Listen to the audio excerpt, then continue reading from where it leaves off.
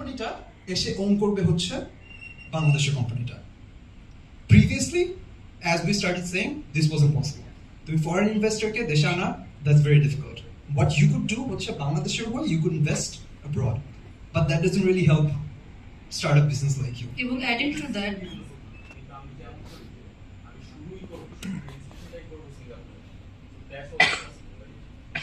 Singapore registration.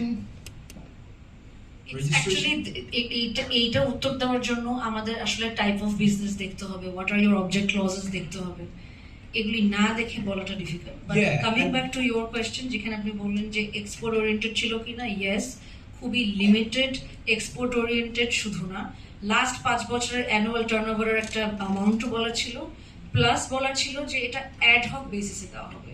মানে আপনি export oriented ব্যবসা করেন এবং আপনার 5 বছরের টার্নওভার ভালো দেখেই আপনাকে আমি ইনভেস্ট করতে দিলাম, বিষয়টা তা না।